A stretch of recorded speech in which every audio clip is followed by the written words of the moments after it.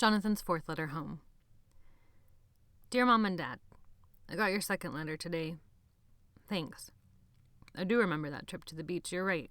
It was a great trip. Maybe that's why I try not to remember it. Good memories only make everything else feel worse. You don't have to keep telling me you love me. I think I know it's true. But I wouldn't blame you if it wasn't. I wouldn't love me. Everything is fine here. We had steak for dinner tonight. I overcooked mine, but it was still pretty good. Do you think there will ever be a day that I don't think about it? Do you think there even should be? I hope you're feeling better with me gone. I'm sure it helps to not have me around. Reminding you. Please give my love to Sophia. Jonathan. Chapter 19. A Home. With Robinson Crusoe tucked under one arm, Jonathan made his way quickly toward the library. His scrambled egg lunch sat uneasily in his stomach. He knew his way well now. He didn't have to slow down or try to remember which way to go, and he could walk fast with the lantern held out in front of him. He saw more rats this time, probably because he could move so much faster. They didn't have a chance to get out of the way. They were very big, and he was sure he saw at least a couple scrabbling and squeaking away that didn't have tails. He kept expecting to turn a corner and see Colin, but besides the rats, the way before him was vacant and still. Soon he was knocking on the door of the library, and the librarian was letting him in. Finished Crusoe, I see, the librarian said as the door closed. Yeah, thanks. He handed the book over. Did you enjoy the book? Very much? Jonathan shrugged. Sure. We thought it was pretty cool, I guess. Boring in places. Big words. Yes, and you're here for another book. Well, we still have Treasure Island. We'll start that tonight. Excellent. But you can't leave a library without a book, Jonathan finished. I know. The librarian looked at him with one twinkling eye and smiled. Yes, my thoughts. Exactly. Let me find a book that you'll like.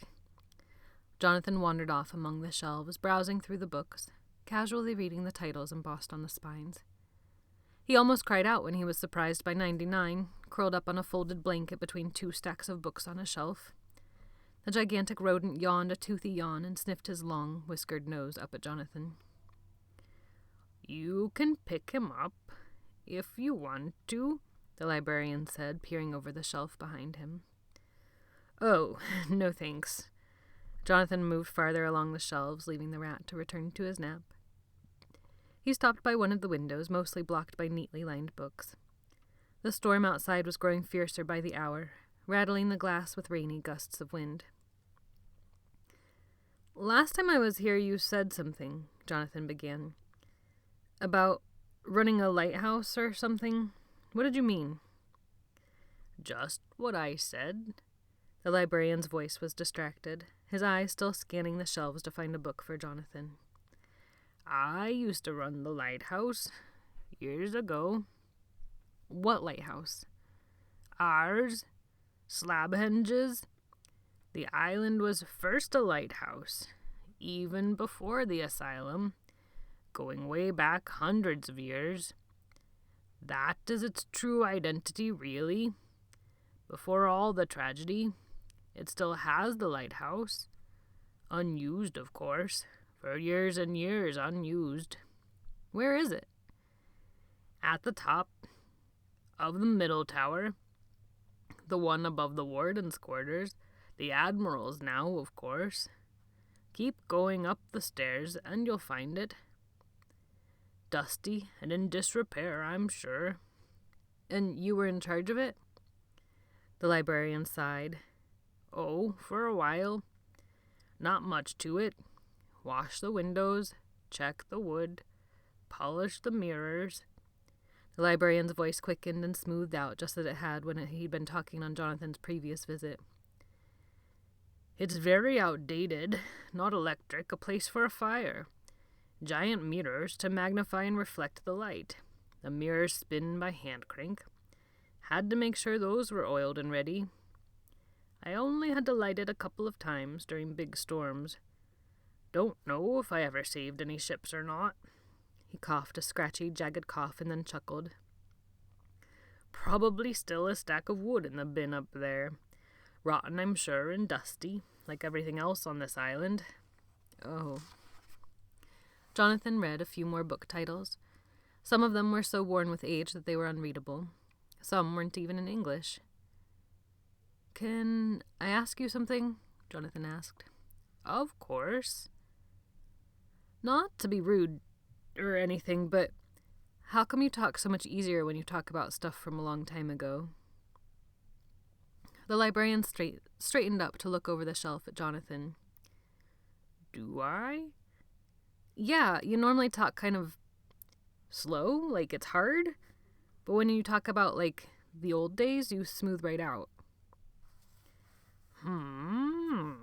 The librarian cocked his head even more sideways than usual. It was almost all the way to the side.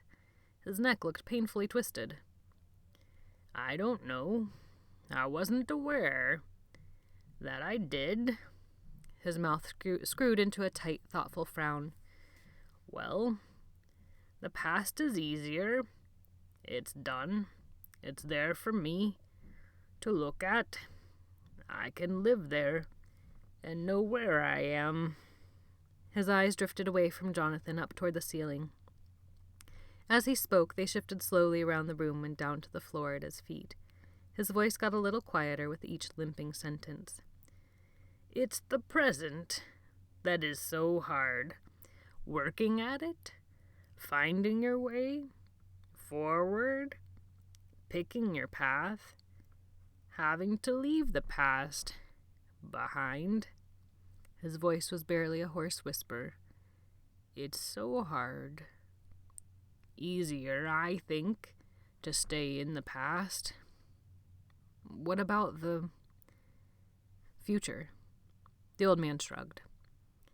"I don't need a future.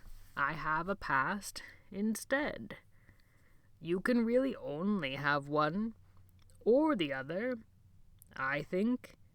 And I like my island." "But it's a prison." The librarian smiled. "It's a home." Goosebumps broke out on Jonathan's neck. He tugged nervously at his sleeves. The librarian's head slowly untwisted until it sat at a more natural angle. His voice rose back above a whisper. "Here you go," he said, handing a book over the shelf to Jonathan. "This one is perfect, I think. One of our newest books." Jonathan took the green and black book from the librarian's trembling hand. "One of your newest ones?" he asked.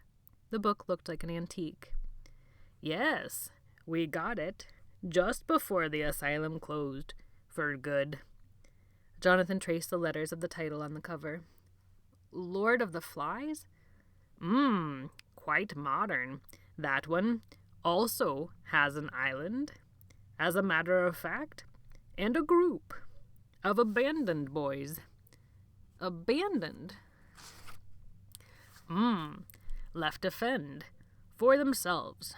Jonathan gulped and looked up at the librarian, then quickly away. "Really?" "Yes. Doesn't go very well, I'm afraid." Jonathan squeezed the book into the crook of his arm and picked up his lantern. "Off?" asked the librarian. "So soon?" "Yeah, they'll be wondering." "Yes, I imagine." Jonathan opened the door and stepped a foot into the corridor. He turned in the doorway and spoke one last question to the man's curved back. "What's your name?" "My name?" "Yes, what's your name?" The librarian turned with shuffling steps to face him. 99 was nestled in the crook of his arm, leaning into the old man's scratching fingers. The old man blinked once, then twice. He closed one eye and reached up from the rat to scratch his own nose.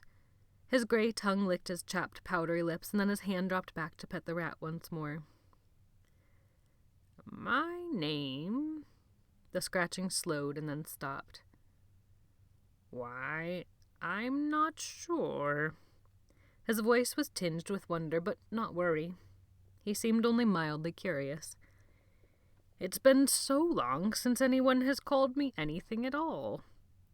I used to be a son, then an assistant, an employee, a lighthouse keeper, a librarian, but now, well, I suppose I'm nothing.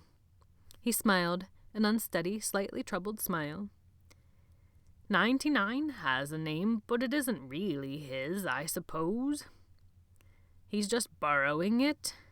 I guess you could call me that, 99, if you wanted. Jonathan pursed his lips and held the book tighter to his body. No, thanks, he said. I'll just call you sir, if that's all right. The librarian smiled. The smile was as crooked as his hunched shoulders. Of course, it is. Come back. Soon. Jonathan hurried through the lightless hallways, the lantern swinging from his leading hand. He didn't slow to look down other halls for Colin. He was ready to be back to normal voices, to daylight and people.